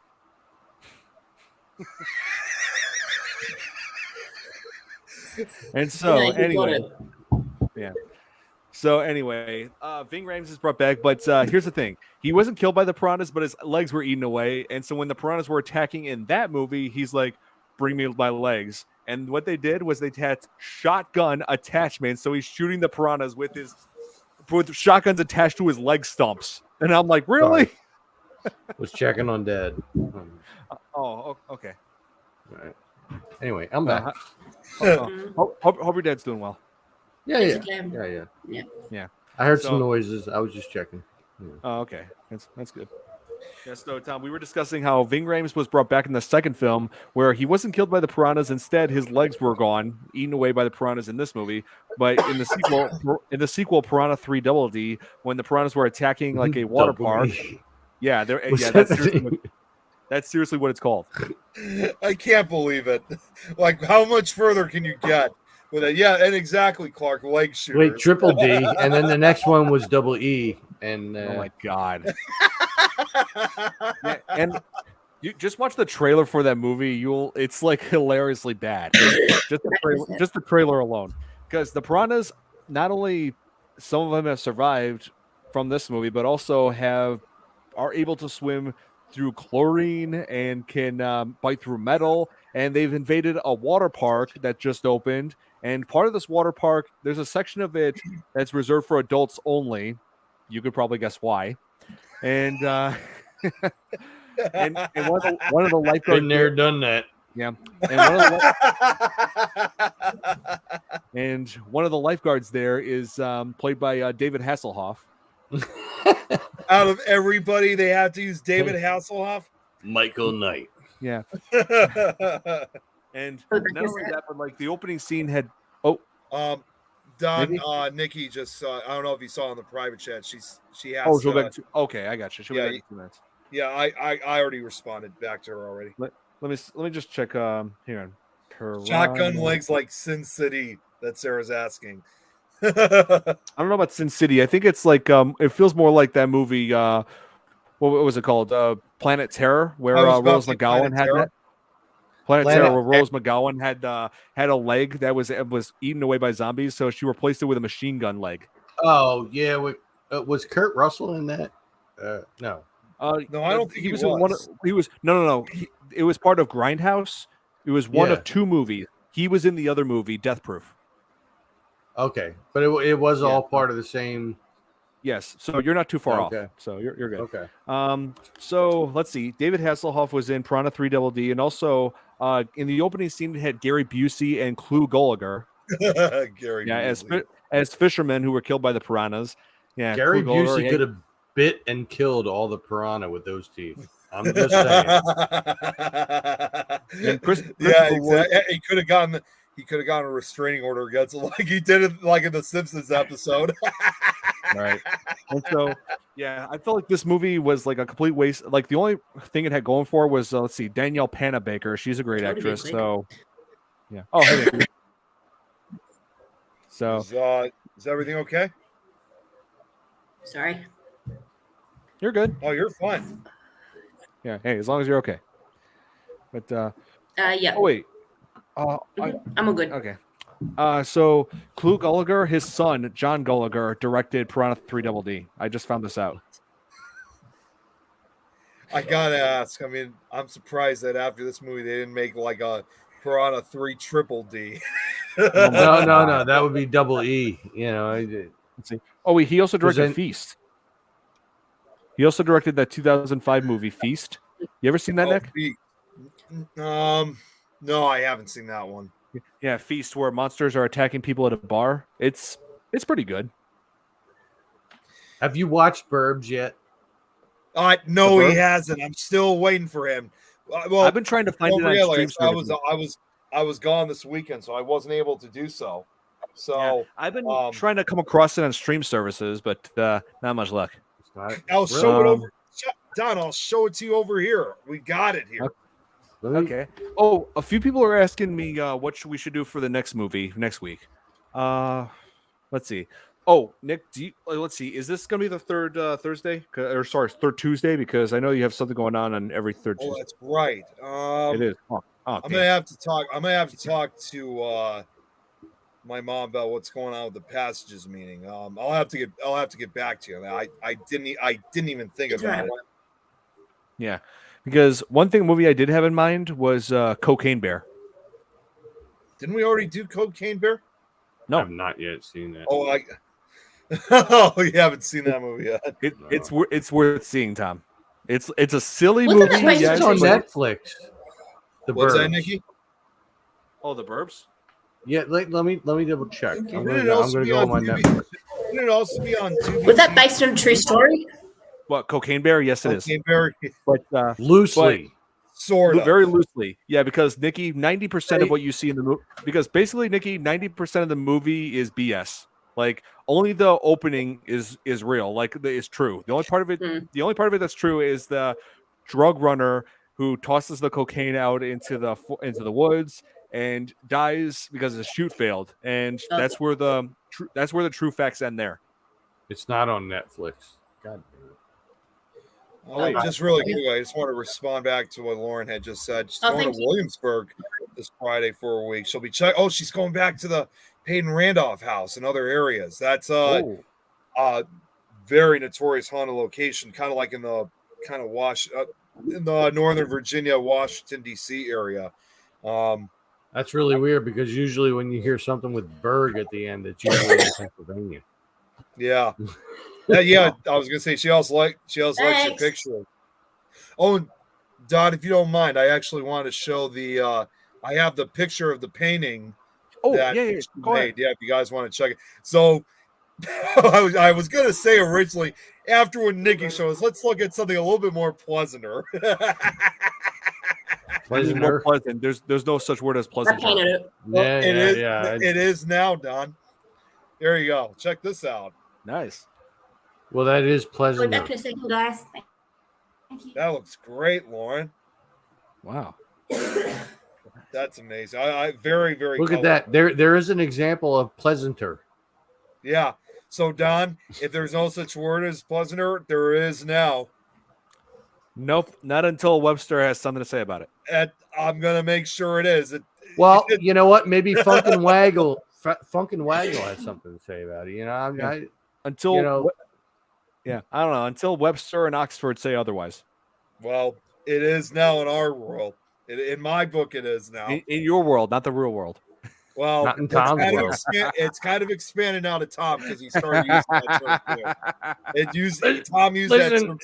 It's not in Tom's world, and we can't like really say that it's a real thing because it's not. I mean, it might be, and I'm sorry, I just. Oh man. Oh here. It took her 5 Lauren days. said it took. Wow, nice, fantastic work. Yeah. So, I wanted to get back to like the ending of the movie. When Derek crashed that boat, it broke this underwater this viewing window that they had at the bottom of that boat. Cracked that in. The piranhas start coming in. The boat starts sinking, and so Kelly is like trapped at the lower deck of the boats, and they can't get the sunroof open for her to climb out. And so, what was it? Julie and Novak come across them, and I try to get them like on a tightrope with a cross onto their boats. And Danny, one of the adults, the adult actress, Danny, is killed in the water, but is killed by the piranha when she falls in. And that's one of the characters that I really felt sorry for because I felt like she was a great character and she didn't deserve to die. So. Yeah, that's just me. Yeah, really. So this is one of those points in your guys' show that makes me laugh the most internally, because like Don tries so hard to come back to the point of the show, and we're all just talking about like things, and we're branching off in all different directions, and he's just like, yeah. So back to the movie.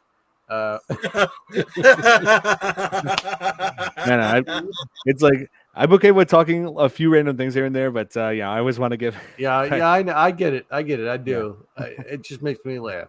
Yeah, but hey, just remember though, we are having fun with this though. Just remember that most importantly.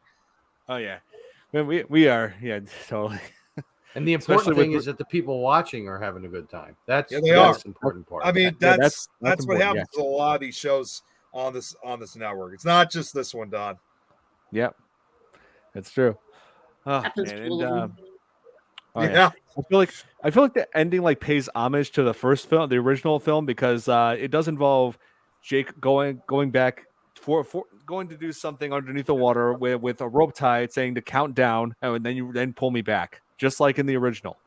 But then in this instance, he's going to get save Kelly, but he needs a distraction for the piranha, and he has that in the form of Derek's corpse. He uses Derek's corpse as bait, and what's kind of messed up though is like he goes to the body to pick it up, and then Jake, and then Derek like suddenly springs back to life for a brief moment and says, "What t-shirt? What t-shirt?" Like that's his last, like those were his last words. I'm just thinking, Derek, I love you. I hated that character from start to finish. Hated it. That's a damn good question. Where the hell has Jill been? Oh yeah, see, Clark was saying Jill's not. No, she is coming back real soon. Clark, she's she was actually watching. She was watching. I think. Was she watching last week's show, or I think it was? Yeah, she was. She was also watching an episode of. She was also watching Supernatural Talk. So she is coming. She's just working a few things out, but she should be back real soon. So it's not forever. She is coming back. Yeah, that's good. We miss her. Yeah, She misses us too. Yeah. And so, Thanks, what was I gonna say? So they use so once Jake uses Derek's body as bait, goes to save Kelly. He uses like the propane tanks to help blow up the piranha and set a flare to go off right when they're out. And so they explode the piranhas, and the explosion I felt iffy about it because like it seems like the explosion spread like a wave through the underwater, striking all the piranhas and killing them, disemboweling them. And I feel iffy about the realism of that. Yeah. Yeah. I mean, it wouldn't kill all of them. Maybe the ones close to it, but not all of them. You know. Yeah. Sorry, But- internet problems. Oh, okay. And so they think, oh, they're off to a great start killing all the piranhas, but then they get a call from Christopher Lloyd saying that these piranhas are just babies. And then Novak's like, so where are the parents? Right when he says that, a friggin' 5-foot piranha jumps out and takes him off the boat. So we're It was like the size of a They're just shark. babies.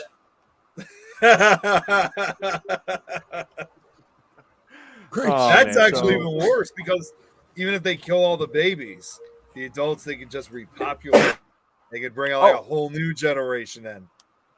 Oh, thank you, Sarah. Man, I wish I had a soundboard so I could just start playing like pew, pew, pew, pew. Oh, man. Oh, here. I can feel it, baby. Here's the dairy thing. I think I loathe you. Be careful what you wish for. every time I think of Careful what you wish for. Yeah, true. All right, I'm gonna get out of here because I got to get to bed because I have to be up at 5:30 in the morning and it's 11:24. So, Ooh, yeah. We're gonna be wrapping this up in a minute anyway. So, all right. I am opinion. Well, thanks for having me on. hey, no problem, as Tom. always, Tom. See you all later. Yeah, have a good night. Subscribe. YouTube.com/This is Tom's World. It's right here. No apostrophe. Nope. Down there. See you all later. Take See care, you, Tom. Tom. Oh, there we go. Yeah, that was great. Bye, Tom. Yeah, that was great. So, yeah, Piranha 3D, it is insane in every way as far as Yeah. the mainly because of the effects. Like that's what really made this movie stand out for just about everybody. The practical effects, the gore, and the CGI for the piranha was fairly impressive. You know, I will give it that. You know, not very often am I impressed with CGI. Mhm. Yeah. So exactly. and Nick, you were fortunate enough to see this in theaters, and oh man, like, and this movie had things that I didn't think it was possible to have in what theaters and get a solid R rating. You would have no idea what it was like when I saw it in the theater. Now. Yeah. You wouldn't have any clue. Oh man, but yeah, this movie was so much fun to talk about. So I'm glad we did an episode on this. Yeah. Yeah.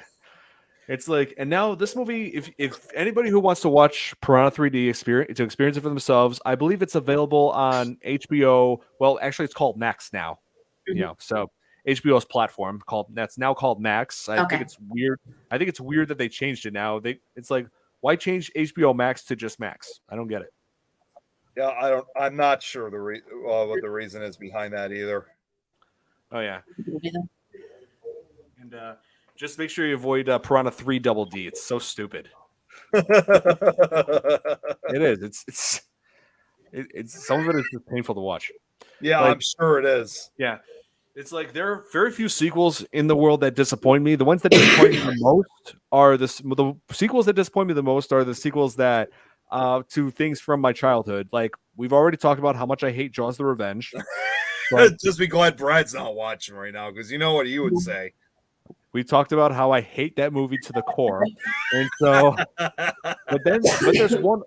but there is one other movie that was supposed to get a sequel for a long time. You remember Jim Carrey's The Mask? Oh yeah, we already talked about that too. Yeah. Yeah, Jim Carrey's The Mask, right? So then there was the sequel called Son of the Mask, which was released in 2005, and I've been warned by just about everyone to avoid that film at all costs. So I didn't watch I didn't watch the whole movie, did not. But years later, I watched like several clips just to get an idea of what it was about. So I watched those clips, and I'm just like, what the hell is this? Like, where is Jim Carrey? Where is Cameron Diaz? Why is there a terribly rendered CGI baby? Why is North mythology being thrown into this? Why is the dog wearing the mask for almost the whole movie? Hey, you know what? You were warned about. Look what you did. Look what you did, Don. We tried to warn you, and you didn't listen. Look what you did. Didn't watch. Here's the thing. I didn't watch the whole thing though. I just watched a few clips. Yeah, well, either way, you got yourself into this. Now you got to figure out a way how to get yourself out of it. It's okay. I've repressed What's up, it. JD? Hey, Jay. Hey, JD. How's it going? Oh, here. What's Lauren saying? Yeah, I've got Lauren here. I was about to click on Lawrence. I'll change this. Oh, thank you, Lauren. Oh, well, hey, I'm glad that we can make you feel better, Lauren. You know, that's one of the reasons why I have a YouTube channel. You know, like not only just to share expertise, but also just make people laugh. You know, brighten people's days. Well, and obviously, as you know, I mean, she not only just watches this show, she watches the majority of the shows on Things Network. So I don't know what that was all about, Nikki. But yeah, she watches a lot. And I thought just try and make people feel good. Actually, it should be noted. I don't think you guys. Well, Don, I don't know if you saw the announcement earlier, and I should probably let Lauren know about this. We got yet another show that has joined our network. Oh, you know what? Did you see that? I thought I got a notification. I forgot to respond to that. That's my mistake. You know, I was busy all day. I didn't get much time to look at my phone. So the new show we got that's joined, it's not going to be starting for a while, but it's called right here. It's a show called the Paranormal Happy Hour. It'll be broadcasting on Friday nights from 7 to 8 Eastern. However, much like with what I do with my show, he's doing his show by seasons. And he finished his first season, and he won't be doing the second season until near the end of July. So it will be pretty much well over a month before he gets started. Yeah, I'll definitely send you the information, Lauren. And also, in case you guys wonder where he's located, I actually looked him up. He lives in he's up in New Jersey. Oh, nice. So great to have another show on Things awesome. Network. And yes, of course, make sure you watch Suits. He's talking about Suits' show that we have on Sunday. Although he hasn't really been doing his show very much lately because he's had a lot of things going on. But hopefully he should be back real soon. So he's kind of taking a temporary hiatus. But glad to know that Clark knows who Suits is. He's awesome. He's fantastic. Yeah. And nice to see that we have a new guy on the network. So yeah, I'm excited. Well, to see Nikki, I wanted to also touch base with you about what was about yours and the others for Night Watchers, because I actually wanted to tell you some interesting news about that, about trying to get you guys on, because someone else is actually trying to help us out, trying to get you guys on. But I'll explain after the show. Okay, great. Yeah, so yeah, we're gonna be wrapping up. So we're gonna be wrapping up the show here. Yeah, because I got to get up early as well. So. Well, and just very quickly before we get off, just as far as the announcements for the shows this week.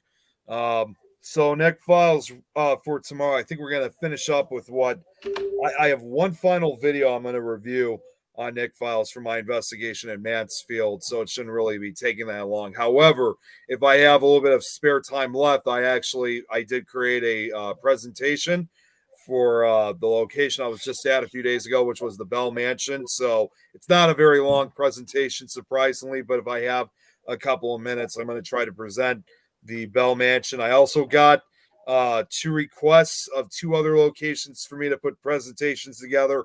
Obviously, one of them is Lauren for the what was that place? Oh, the Peyton Randolph house. So I'm gonna try to put something like that together real soon. And then the other is actually from Irene, in fact, in Tokyo, Japan. So it'll be my first location I'll be eventually covering on the Nick Files from a location in Japan. But yeah, tomorrow's a video review and possible presentation of the Bell Mansion. For Thursday to the Grave and Back, I actually just heard from Lois earlier this afternoon. she hasn't made up a decision about what we're going to be talking about, but I know we're going to be on.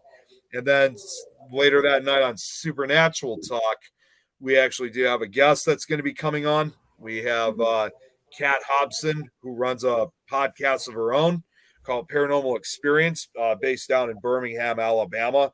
I've actually been a guest myself on her show twice, but we're finally going to be having her on as a guest this Thursday. So I'm looking forward to chatting with her again. And finally, for Frighteners on Friday, I think the same thing to the Grave Back. We haven't really made a full decision about what we're going to be talking about, but we will be back then. All So a lot of great stuff coming up. Sweet. Okay.